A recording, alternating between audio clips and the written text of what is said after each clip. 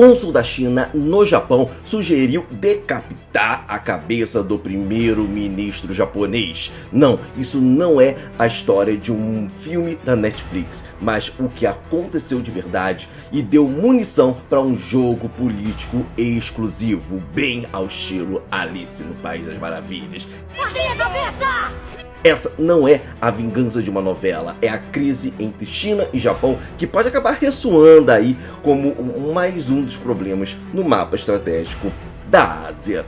Pergunta você, o que podemos esperar agora nos próximos passos? O que motivou essa ameaça? Porque ela é muito mais do que uma simples bravata. E quais são os riscos reais que possam ter ao Brasil e à geopolítica internacional? É isso e outras coisas que vamos ver agora nesse vídeo. Então fica aí para mais.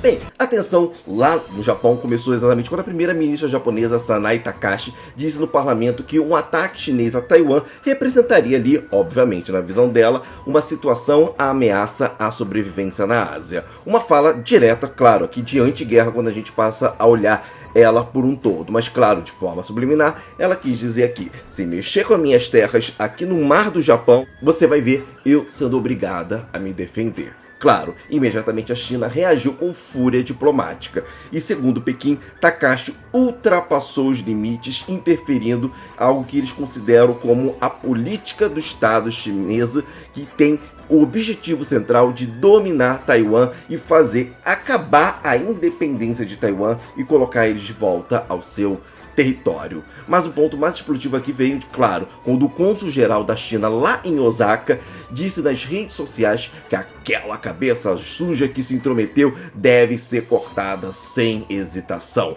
Exatamente nessas palavras. Sim, foi uma ameaça literal de decapitação e a postagem foi rapidamente apagada das redes sociais pouco tempo depois, mas o estrago foi feito em formas dimensionais.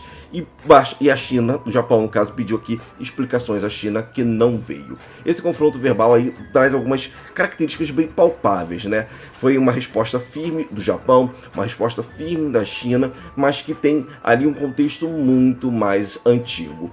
Ao ponto que a China está orientando a sua população a não fazer viagens ao Japão, incluindo viagens de turismo ou até de outras situações. Em outro lado, lá no Japão, após essa ameaça não velada, escancarada, a Câmara dos Deputados em peso esteve ao lado da primeira-ministra e declarou esse diplomata chinês como persona não grata, para poder aumentar ainda mais a crise diplomática aí dos dois países. E eu já começo aqui nessa metade de vídeo te perguntando, quem você acha que está certo entre os dois? Bem, há muitos séculos o Japão e a China já têm ali conflitos que já vão além de raízes bem mais profundas, né? O Japão derrotou a China na Primeira Guerra Sino-Japonesa em 1985, que foi quando a China perdeu ali Taiwan, que hoje se tornou um território independente.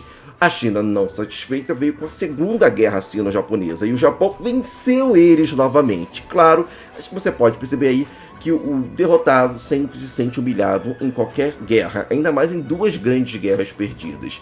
O Japão, com o tempo, se tornou um símbolo de modernidade da Ásia, principalmente após a Segunda Guerra Mundial, e também um símbolo de cultura, de esporte, de futurismo e de educação. Porém, veio Xi Jinping aí como líder da China e fez essa revolução chinesa que já falamos aqui em outros vídeos aqui no canal.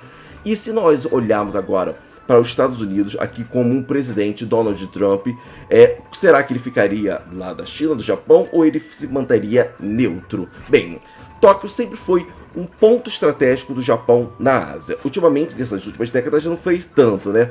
E o Japão ali acabou não progredindo militarmente ali de acordo com as regras e os acordos que foram feitos após a Segunda Guerra Mundial, junto com a reconstrução ali do Japão. Mas claro, alguns analistas acreditam que os Estados Unidos ficariam ali do lado mais do Japão, ao invés de se manter ali talvez neutro dessa história. Mas vem a grande pergunta, quem será o futuro dono da Ásia? Quem será a grande potência emergente destinada a liderar o continente e afirmar a sua frente marítima no Pacífico? Será que o nacionalismo japonês e chinês trarão aí algo que poderá redimir ou piorar traumas que já estavam no passado? O Japão, por sua vez, reivindica ali um papel de guardião clássico da estabilidade regional japonesa na região asiática, colocando eles como um grande líder tecnológico do século, enquanto a China ela tem ali o prestígio de crescimento dessas últimas décadas. Será que o apoio russo à China e o dos Estados Unidos ao Japão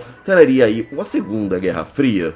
São perguntas que ficarão aí para um próximo vídeo, mas você pode escrever aí abaixo a sua opinião. E claro, se você quer acompanhar e entender mais a cabeça geopolítica do mundo, sem ruídos, com total clareza e preparando você aí para os grandes concursos, siga o canal para ficar por dentro dessa e mais outras informações. Até o próximo vídeo e valeu!